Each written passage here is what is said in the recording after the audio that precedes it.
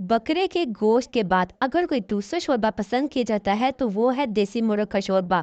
खाने में बेहद मज़े का होता है और इसका शोरबा जितना पतला सा और स्मूथ हो उतना ही ये मज़े का बनता है। तो इसको किस तरह से बनाया जाए कि इसका जो शोरबा है वो बिल्कुल फ़ाइन किस्म का हो, क्योंकि इसमें अगर तैरता हुआ प्याज और लहसुन हो तो ये खाने में बिल्कुल भी मज़े का नहीं लगता है।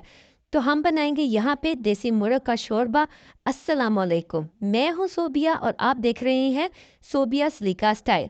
मैं आज किचन में बना रही हूँ देसी मुर्ग का शोरबा, तो मैंने सोचा क्यों ना आपके साथ भी इसकी रेसिपी शेयर की जाए। यहाँ मैंने लिया है प्याज। प्याज को देखे मैंने मोटा मोटा सा काट लिया है।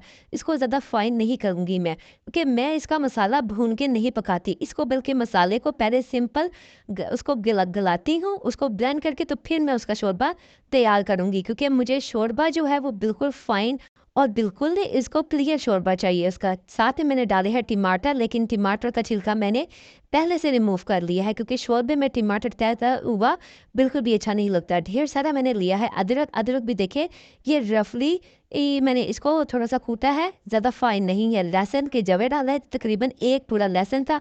और बेसिक मसाला नमक, मिर्च और हल्दी, बस। इसके अलावा इसके अंदर कोई मसाला मैं नहीं डालूंगी, ना सूखा धनिया, ना पिसा हुआ ज़ीरा और ना कुछ और। सिर्फ ये 3 मसालों के साथ, 3 बेसिक मसालों के साथ मैं ये शोरबा तैयार करूंगी। प्रेशर कुकर के अंदर मैं इसको गला लूँगी प्याज वगैरह का मसाले को, क्योंकि मैं इसको अभी पहले पकाऊंगी, फिर इसको ब्लेंड करके फिर इसका शोरबा बनाऊंगी। आमतौर पे पहले प्याज को या उसको पहले फ्राई करके फिर भी ब्लेंड करते हैं, लेकिन उस तरह से उसका शोरबा काफ़ी डिफरेंट होता है। और अगर प्याज थोड़ा सा ब्राउन हो जाए तो शोरबा थोड़ा सा अजीब सा ब्राउन ब्राउन हो जाता है। यहाँ मैंने लिया है पानी, थोड़ा सा बिल्कुल माइनर सा पानी डाला है इसके अंदर, और मैं इसको लगा दूंगी सिर्फ 5 से 6 मिनट के लिए प्रेशर कुकर। बस इतना ही मुझे, क्योंकि मुझे इसको स्टीम देनी है। अब जब मैं इसको ब्लेंड करूंगी तो मुझे जो लहसुन की स्मेल है वो शोरबे में बिल्कुल नहीं आएगी। आप चाहे तो इसको दोई के साथ भी इस तरह से पीस सकते हैं, थोड़ा टाइम लगेगा। मेरे पास चूँकि हैंड ब्लेंडर है तो मैं इसको ज़्यादा मुझे कन्वीनियंट हो जाता है कि मैं हैंड ब्लेंडर के साथ इसको ब्लेंड कर लूँ। वैसे अगर लाइट वगैरह ना हो तो मैं भी इसी तरह से हाथ के साथ भी इसको ग्राइंड कर लेती हूँ, लेकिन अभी चूँकि मुझे थोड़ी जल्दी थी तो मैंने इस्तेमाल किया है हैंड ब्लेंडर का। इसके साथ काम बहुत झटपट हो जाता है, लेकिन ज़रूरी नहीं कि आपके पास भी हो तो ही काम चले। जी, यहाँ देखिए मैंने बहुत ज़्यादा फाइन पेस्ट इसकी नहीं की, लेकिन यहाँ पे मसाला भी कोई ज़्यादा नज़र नहीं आ रहा। ना प्याज, ना टमाटर, ना लहसुन, ना अदरक, कोई चीज़ भी आपको नज़र नहीं आ रही। बिल्कुल स्मूथ सी इसकी पेस्ट बन गई है। लेकिन अगर हम प्याज को पहले ब्राउन करते हैं, प्याज, लहसुन, अदरक को, तो उसका शोरबा थोड़ा-सा ब्राउन बनता है और उसका टेस्ट भी ज़्यादा अच्छा नहीं आता। इस स्टेज के ऊपर देखिए अभी बिल्कुल पानी इसके अंदर रहा ही नहीं। मैंने पानी डाला ही उतना था जो कि बिल्कुल ड्रेन हो जाए।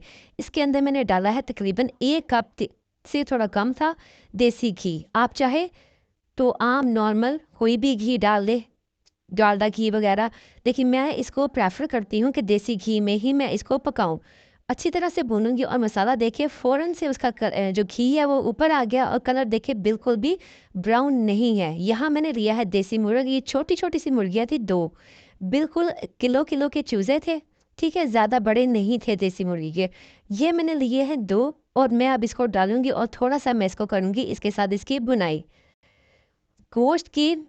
यहाँ पे ये देखिए घी बिल्कुल मसाले का बाहर निकल चुका है, और इस स्टेज पे मैं गोश्त को इसके अंदर शामिल कर दूंगी।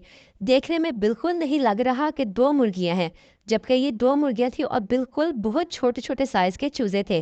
ठीक है, क्योंकि गोश्त जितना छोटा होगा उसका शोरबा उतना ही ज़्यादा मज़े का बनेगा। इसकी मैं करूँगी बुनाई थोड़ी देर के लिए, ताकि इसका थोड़ा सा कलर चेंज हो जाए चिकन का, और साथ में इसकी जो थोड़ी-सी स्मेल है वो चेंज हो जाए। मैं इसके अंदर दही का इस्तेमाल भी बिल्कुल नहीं करूँगी। अगर आप इसको मेरे तरीके से बनाएँगे और आप बना के देखिएगा कि इसमें ना तो स्मेल आएगी, ना इसका शोरबा ब्राउन होगा। हालाँकि मैंने इसके अंदर बिल्कुल बेसिक मसाले डाले हैं। नमक, मिर्च, हल्दी, बस। और बाकी लहसुन, अदरक और टमाटर वगैरह, कि ये तो इतने बेसिक मसाले हैं। ना दही डाला है, ना कोई सूखा धनिया वगैरह, लेकिन फिर भी ये इतना मज़े का बना था ना। और एंड पे मैं सिर्फ इसके अंदर डालूंगी गरम मसाला। That's it. बस घी देखें निकलना शुरू हो गया और चिकन का कलर भी चेंज हो गया है।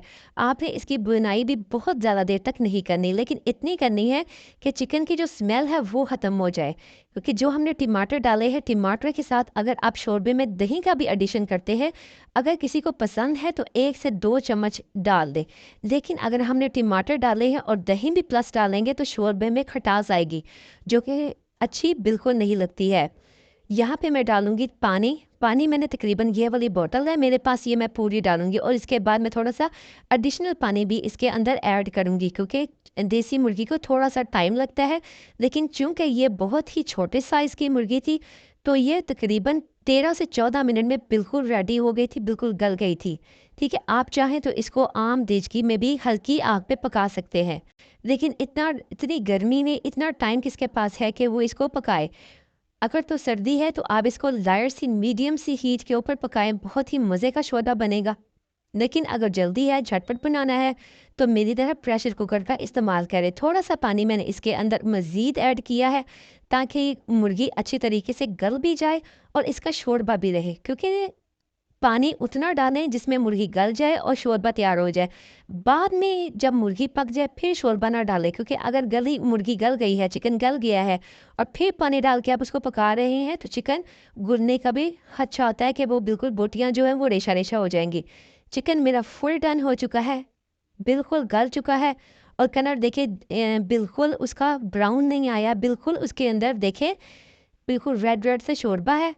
इसीलिए मैंने इसकी जो प्याज की बुनाई है वो पहले से नहीं की थी, बाद में की थी। बेहतरीन सा गला हुआ है, बहुत ही शानदार। ये देखिए मैं आपको चेक कराती हूँ कितना ज़्यादा ये नरम है। जी, क्योंकि देसी मुर्ग थोड़ा-सा सख्त होता है, अगर आप इसको खींच-खींच के तोड़ेंगे तो वो मज़े का नहीं लगेगा। गोश्त ऐसा होना चाहिए कि बिल्कुल गला हुआ हलवे की तरह नरम होना चाहिए। आपने अपनी फीडबैक मुझे ज़रूर देनी है कि आपको ये कैसा लगा है। ठीक है, ट्राई कीजिएगा, बहुत ही सिंपल है। यहाँ मैं डाल रही हूँ गरम मसाला बस।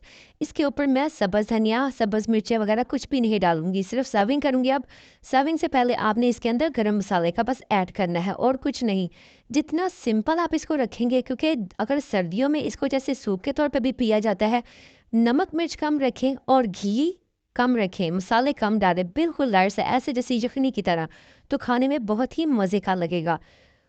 खाने को जितना सिंपल रखेंगे, खाने का अपना टेस्ट निकल के आता है। और वैसे भी शोरबे वाले सालन को आप जितना सादा रखेंगे, जैसे आलू गोश्त हो गया, ये शोरबा हो गया, ये उतना ही मज़े का लगता है। आपने मुझे अपना फीडबैक ज़रूर देना है, दुआ में याद रखना है और मेरे चैनल पे अगर आप नए हैं तो आपने इसको सब्सक्राइब भी ज़रूर करना है, ताकि मेरी वीडियो आप तक पहुँचे और आप तक मेरा जो राब्ता है वो जुड़ा रहे। दुआ में याद रखिएगा। अल्लाह हाफ़िज़।